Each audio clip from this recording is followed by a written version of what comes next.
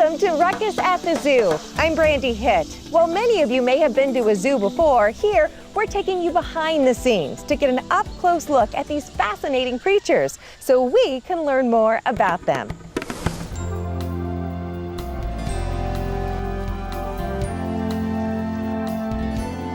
Hey kids, have you ever wondered what it's like to take care of baby animals?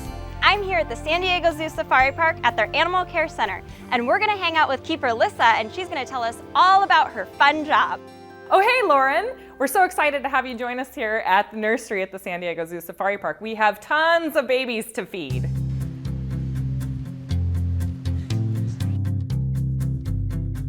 Nutritious formula? Check. A warm bottle? Check. And breakfast is served. When the animal takes the bottle, it's very, very rewarding. Sometimes we work days to get a baby to nurse.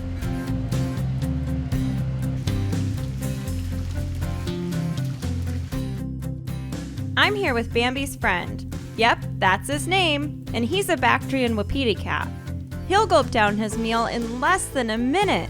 Sometimes those animals are so hungry and nurse so hard, you have to really hold on tight to that nipple to make sure they don't run away with the bottle. Nursery keepers are experiencing a baby boom with more calves than usual from multiple species whose moms didn't care for them.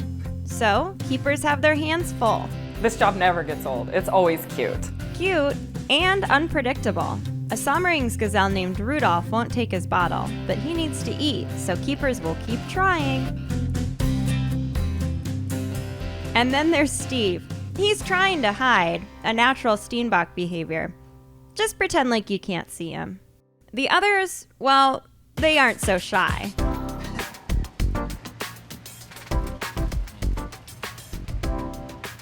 The special part of being a nursery keeper is we get to be very hands-on. And we get the cuddles and the kisses and all the fun stuff from the animals. By building a loving relationship with the calves, keepers gain their trust, which will help in the future if they need any special attention. So in captivity, a lot of times there's different procedures that we need to do, draw blood, give injections, hoof trims. Every pat and hug builds this relationship. But one tough thing about being a nursery keeper, Oh, today I woke up at 3 o'clock in the morning. sometimes they're needed around the clock. Holidays, I have spent many Christmases here overnight taking care of babies. It took 20 minutes, but keeper Ian is finally getting Rudolph to eat. As for Steve, he still thinks he's hiding. And playtime for Bambi's friend.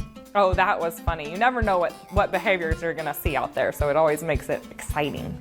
Really, who wouldn't want this job?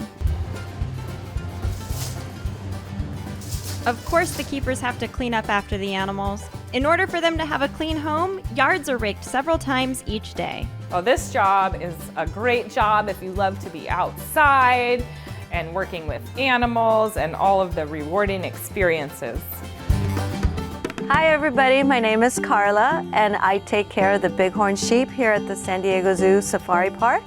And this morning we're going to go visit a couple of lambs.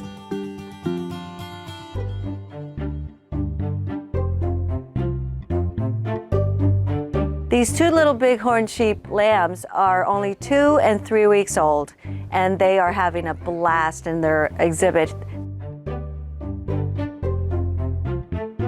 Their color is going to change. They're born dark so they can camouflage in the rocks, but as time goes on and the desert gets hotter, they need a lighter color, so they're turning into a light beige. Bighorn sheep, both the girls and the boys have horns. However, the girls' horns are short and stay short.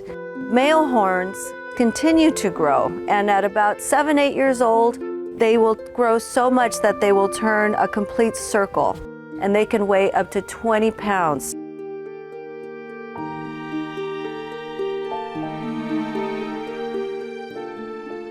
We are very, very fortunate to have them here at the Safari Park and to have babies every year. Hi guys, I'm Josie Ann Ramasco. I'm an aquarist here at the PPG Aquarium. You might be wondering to yourself, what are we doing here in Pittsburgh saving sea turtles? Well, we're going to meet a green sea turtle named Harbor who's getting a second chance, and we'll show you all about it.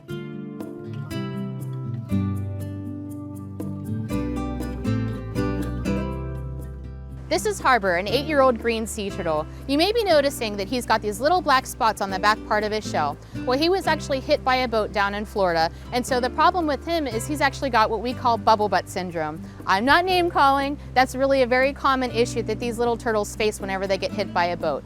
And what that means is when he tries to rest on the bottom, and sometimes even if they're swimming in the water column, his back end floats up. He has these black spots on the back part of his shell because we actually have to put weights on the back part so we can get him to sit down nice and flat on the bottom of his tank. That way he doesn't hurt his neck or get any other issues from it, and it keeps everybody much more comfortable. So weight packs are not enough to keep a green sea turtle with bubble butt syndrome down on the ground. So what we have to do is come up with really creative ways to give him his food so that he's doing exercise without even thinking about it. So the first thing we try to do is put all of our cut veggies on a little kebab feeder, and it keeps all of his food in the middle of the water column, so he has to exercise really, really hard the entire time he's eating. And the other way we really like to give him his food is his leafy veggies, like his romaine lettuces, and we actually put it in a seagrass feeder that we made that sits on the bottom of the tank, so he has to dive to the bottom of his tank and use all of his energy to do that and forage off the bottom just like a green sea turtle should.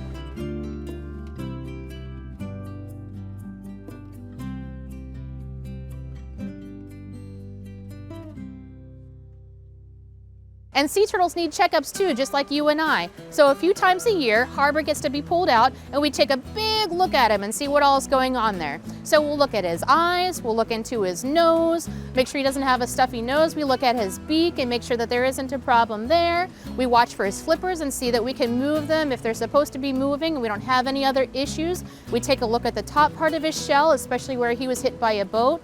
Then we'll flip him over and we'll look at his tummy. We call that his plastron, and we take a look to see if there's anything going on there that we wouldn't normally see, and it really helps us to keep on top of his care. Life at the PPG Aquarium isn't too bad if you're a green sea turtle named Harbor. Watching him get his second chance has been so much fun. He gets stronger every single day, and we're really excited to see how this story ends. Now here is another fun fact from our oceans and the massive blue whale. Did you know the tongue on a blue whale can weigh between 6,000 and 8,000 pounds? Yeah, that's the size of a car or even a small elephant. Something to chew on till we come back.